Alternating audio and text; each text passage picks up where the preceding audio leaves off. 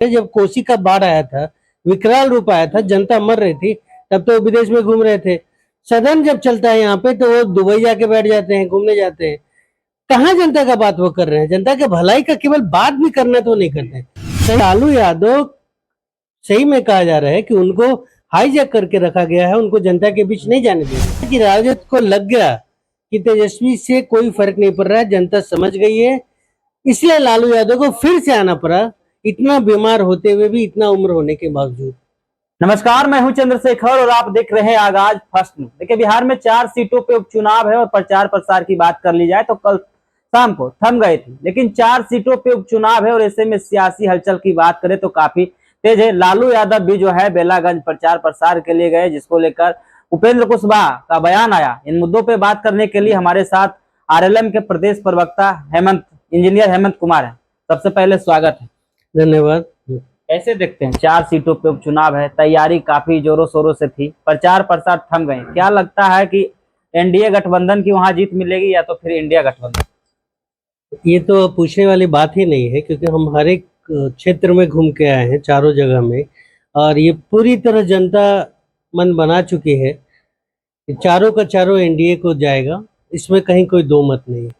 नेता प्रतिपक्ष तेजस्वी यादव लगातार प्रचार प्रसार किए, रोड शो किए, पलायन, बेरोजगारी, महंगाई पर बात कर रहे हैं और कह रहे जनता इस सबसे उब गई है। अब जो है एनडीए सरकार से उबने के बाद जनता जो है इंडिया गठबंधन को वोट करेगी और 2025 का सेमीफाइनल माना जा रहा है। 25 में कितनी बड़ी चुनौती रहेगी? नेता प्रतिपक्ष का ये समझ में नहीं आ रहा है, ये जो 4 जगह का चुनाव है, उपचुनाव है, इससे किसी उनको कोई फर्क पड़ने वाला नहीं है।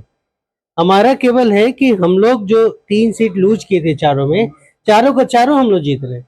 सरकार में कहीं कोई फर्क नहीं पड़ेगा इससे, कि जिससे कि ये अगर वो जीत जाते हैं तो बेरोजगारी और ये सब में उन लोग आगे आके काम कर लेंगे। काम तो हमें ही करना है, जीत तो हम ही रहे हैं, काम हमें करना है। वो बस क्या मुद्दा रहता है, किस समय क्या बोलना है, उनको अभी तक पता नहीं है। तेजस्वी यादव कह रहे हैं 2025 का सेमीफाइनल इसे माना जा रहा है। जिस तरीके से महंगाई की बात कर ली जाए, पलायन की बात कर ली जाए, बेरोजगारी की बात कर ली जाए, इस सब में सरकार बेकार है। हम जो कहे थे 17 महीना में वो करके दिखाए हैं और हमको जो है 5 सीट कम करके सत्ता से बाहर किया गया था 2020 में, और इस बार जनता जो है 2025 में सबक सिखाएगी। कह रहे हैं, जनता को कह रहे हैं ना, जनता समझ रही है, जनता देख रही है। जनता को उनका काम बचा क्या है आरोप लगाने के अलावा?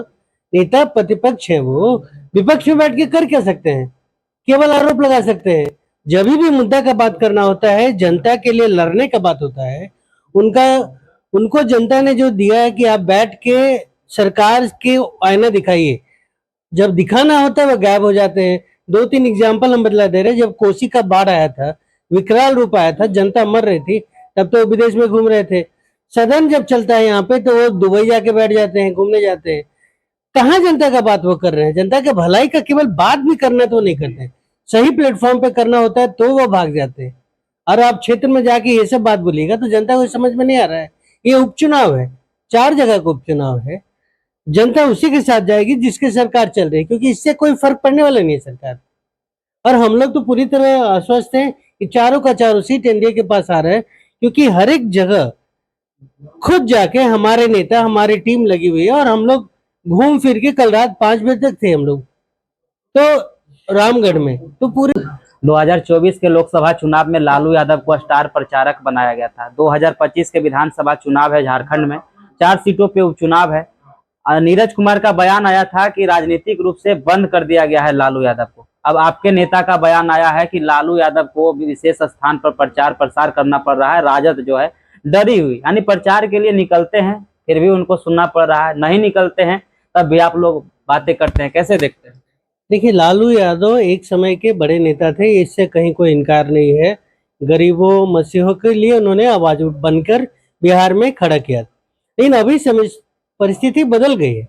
अब लालू यादव सही में कहा जा रहा है कि उनको हाईजैक करके रखा गया है, उनको जनता के बीच नहीं जाने दे रहे, क्योंकि कुछ जो बच्चे आए हैं अभी, खुद को उनसे भी बड़ा, जो कि चांदी का चम्मच लेके मुंह में पैदा हुए हैं, खुद को समझते हैं कि उत्तराधिकारी मिल गया है, कि हम ही इसी पार्टी के ओनर हैं। तो वैसे मामले में या लालू यादव अभी एक आध जगह गए हैं, निकलना पड़ा उनको इसलिए कि उनको पता चल गया कि उनके बच्चे जो उत्तराधिकारी दिए थे जिनको उन्होंने पार्टी का, वो सक्षम नहीं है, उनसे चल नहीं पाएगा पार्टी, इसके लिए लालू यादव को आना पड़ा।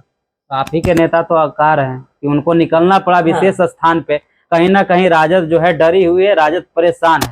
हम भी तो वही बात बता रहे हैं ना कि राजद को लग गया कि तेजस्वी से कोई फर्क नहीं पड़ रहा है, जनता समझ गई है, इसलिए लालू यादव को फिर से आना पड़ा, इतना बीमार होते हुए भी, इतना उम्र होने के बावजूद। लग रहा है एनडीए चारों सीटों पे जीत हासिल करेगी।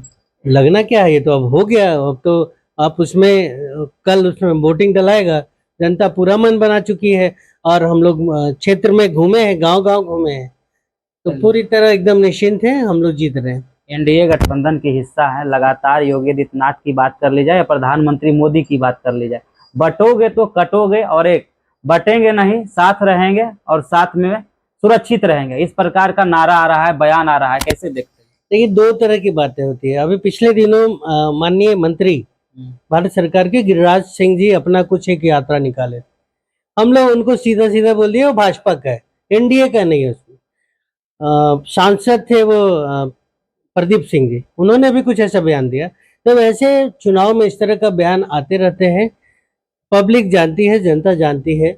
हम लोग जो है धर्मनिरपेक्ष राष्ट्र जो है भारत, और संविधान जो है जिसका, उसको मानते हैं और उसके पे ही चलेंगे। तो ये सब जो है वो चुनाव में अपना अपना व्यक्तिगत उनका पार्टी का हो सकता है, एनडीए का ऐसा कुछ एजेंडा नहीं है। समर्थन करते हैं कि नहीं? हम तो बता रहे हैं कि जब भी दो तीन गठबंधन मिलके काम चुनाव लड़ती है तो उनका कुछ मिनिमम होता है कि हम इस मुद्दे पे फोकस करेंगे। उसके बाद पार्टी का अपना अपना भी होता है ना, उनको भी अपना पार्टी का संविधान चलाना है, हमारा संविधान पार्टी का अलग है, हम अपने संविधान के अनुसार, यानी देश के संविधान को हम, मेरे पार्टी के संविधान में दिया गया है, सर्वोपरि रखा गया है, हम उसी के आधार पर चलेंगे, हम उसको लेके चलते हैं। चलिए, आखिरी सवाल रहा, 2024 लोकसभा की बात कर ली जाए तो शाहाबाद और मगध क्षेत्र में एनडीए को हार मिली थी। उपेंद्र कुशवाहा यात्रा पर थे और मगध शाहाबाद क्षेत्र से ही यात्रा की शुरुआत की। 25 का विधानसभा चुनाव है, क्या प्रभाव डाल पाएंगे?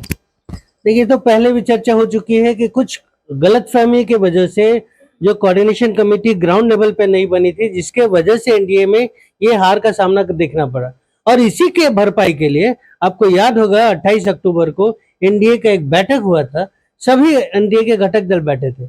हमारे नेता का ही मांग था कि आप एक कमेटी बनाइए जिसमें सब लोग का एकजुट होकर काम करें।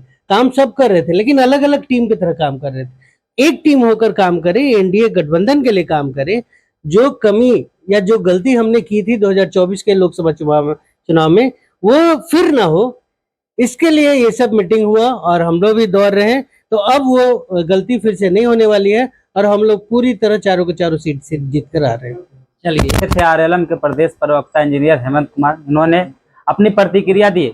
4 सीटों पे उपचुनाव है और साथ ही साथ जिस प्रकार से शाहाबाद और मगध के क्षेत्र की बात कर ली जाए तो लोकसभा चुनाव में एनडीए को वहां से हार मिली थी। उपेंद्र कुशवाहा यात्रा पे थे, लालू यादव को लेकर उपेंद्र कुशवाहा बयान दिए, उस पर भी हेमंत कुमार बोलते हुए नजर आ रहे थे। बाकी बात इस वीडियो के माध्यम से आप क्या सोचते हैं, अपनी राय कमेंट में जरूर दें। धन्यवाद।